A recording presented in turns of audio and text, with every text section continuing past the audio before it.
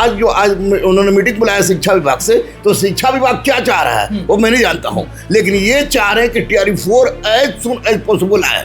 कैमूर क्षेत्रवाद हम में नहीं है, लेकिन हाँ गर्व जरूर है कि हमारे क्षेत्र का व्यक्ति शिक्षा मंत्री बना है। मुझे लगता है कि आज मिथिलेश तिवारी सर बच्चों के हित में फैसला सुनाएंगे और 3 से 4 दिन के अंदर में TRE-4 का मौका है बच्चों का के जिंदगी के साथ बेहतरीन खूबसूरत तोहफा देने का।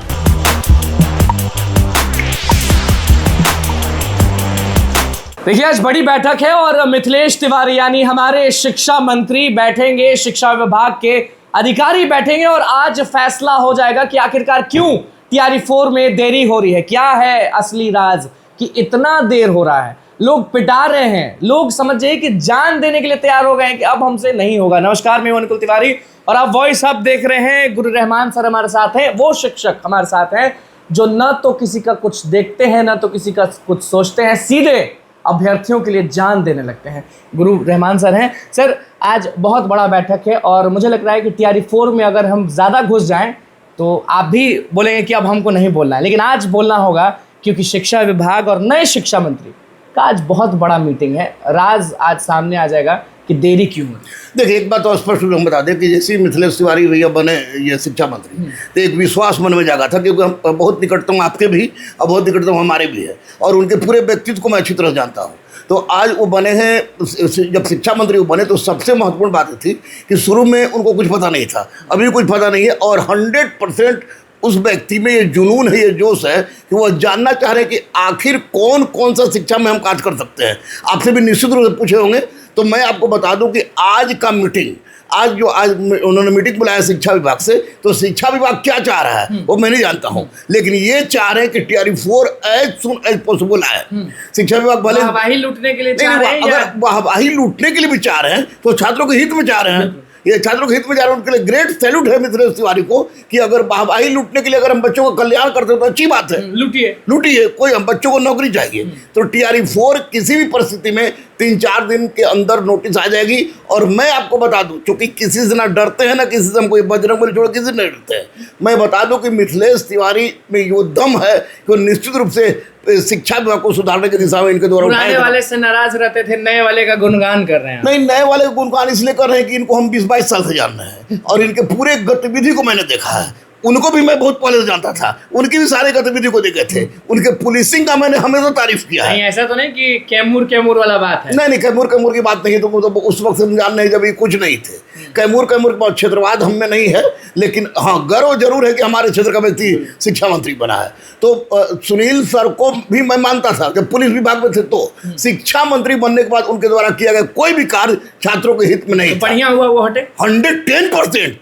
जब से मिथिलेश तिवारी एजुकेशन मिनिस्ट्री बने तब से दिमाग में तो चला आया कि चलो उस व्यक्ति के पास जाके कभी भी किसी भी समय छात्रों की समस्या को लेकर मिले भी हैं बहुत। बिल्कुल मिलिए, बहुत ही इज वेरी बोल्ड। और मुझे लगता है कि TRE-4 की बहाली 3 से 4 दिन के अंदर में आ जाएगी और जितने भी दलाल हैं, चोर हैं, जो बच्चों को दिग्भ्रमित कर रहे हैं, उनको सही दिशा देने की दिशा में बहुत महत्वपूर्ण प्रयास कर रहे हैं। कहीं ना कहीं लोग ये भी इल्जाम लगा देते हैं जब भी आंदोलन होता है तो कि शिक्षक ने भड़काया।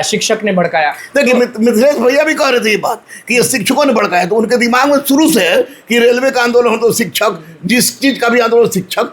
आप एक बात याद रखिएगा अनुकुल बाबू कि अगर जो टीचर पढ़ाता है बच्चों को, तो बच्चों को जिस चीज के लिए पढ़ाता है तो बच्चे पूछेंगे टीचर से कि भैया गुरुजी कब।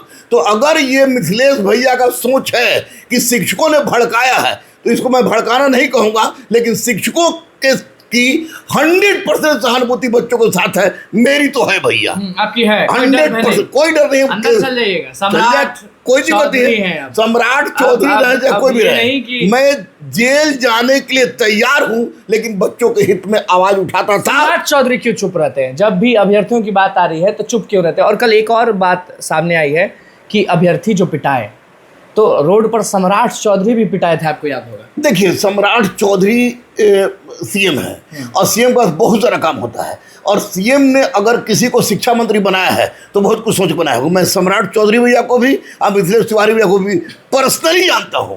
जब ये लोग मुख्यमंत्री नहीं थे, शिक्षा मंत्री नहीं थे, तब से इनकी पर्सनली जानता हूं। तो दोनों व्यक्ति अगर बच्चों के हित में काम करना चाह रहे हैं और करेंगे भी, तो इसमें बच्चों को कोई मुख्यमंत्री रहे, कोई शिक्षा मंत्री रहे, बच्चों को मतलब क्या है? ऐसा मुख्यमंत्री और ऐसा शिक्षा मंत्री रहे जो बच्चों के हित के बारे में सोचे, और दोनों सोचते हैं। मेंस को लेकर बात छिड़ रही देखिए, है। ये तो बीच में खेल में नियम बदलने की बात है। मैं अनुरोध करूंगा सम्राट चौधरी भैया से भी, अनुरोध करूंगा शिक्षा मंत्री से भी कि टीआरई 4 में कम से कम आप पीटीएम में मत रखिए, बाद में जो करना हो कीजिए। क्या ये पीटी में से कहीं लटकाने का तो नहीं, लटकाने का नहीं है, ये लोग का स्पष्ट तो कहना है। जब मेरी बात हुई तो स्पष्ट तो कहना है कि बात किससे हुई? विभाग के लोगों से, विभाग के लोगों से, मंत्री से बात हुई। विभाग के लोग तरह तरह की बात करते हैं, मिथिलेश जी से।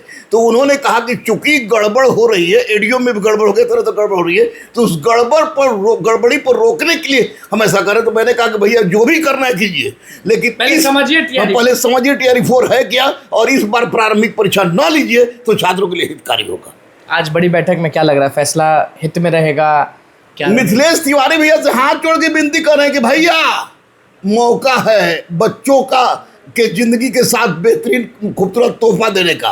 बींग शिक्षा मंत्री, बच्चों को आप तोहफा दे दीजिए, बच्चे जिंदगी भर आपका नाम लेंगे, और नहीं तो समझिए कि बच्चे के मन में क्या है। इसलिए मुझे लगता है कि आज मिथिलेश तिवारी सर बच्चों के हित में फैसला सुनाएंगे, और 3 से 4 दिन के अंदर में टीआरई 4 की खबर ये भी है कि गुरु रहमान सर आवास पर जाने वाले हैं, शिक्षा मंत्री के साथ बैठक करने वाले हैं। बिल्कुल, मैं आपका वेट कर रहा था, I was waiting for you कि मेरा बच्चा आएगा अनुकूल। तो हम ऐसे भी हम लोग बदनाम है बाप बेटा, तो हम लोग तैयार है, निश्चित रूप से हम लोग चलेंगे। अब बिल्कुल जाकर उनसे बात करेंगे, और बात हुई भी हमारी, लेकिन हम लोग जिस तरह से बात करेंगे उसमें स्पष्ट रूप से अधिकार के साथ, मंत्री के आवास में, हाँ, जैसे मुख्यमंत्री के आवास में बात की थी, वो अधिकार के रूप में बात करें कि बच्चों को अब उनका हक दिया जाए।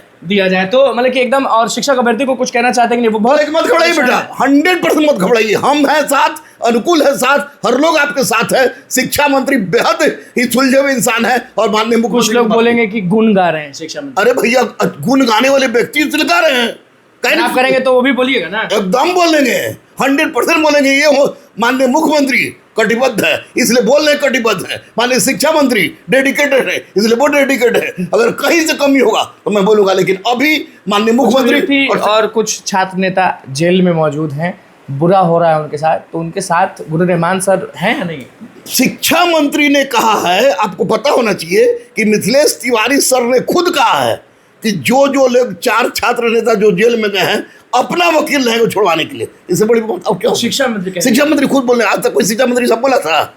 वो तो बोलेगा कि और अंदर तब तो अगर शिक्षा मंत्री की बहुत बड़ी बात है, ये बहुत बड़ी बात है, और मैं बच्चों के साथ था, साथ रहूंगा। अगर जिस तरह की जरूरत पड़ी तो उस तरह के बच्चों के लिए हम खड़े थे। कौन उस उकसाता वक्त है, बेरोजगारी उनकी है।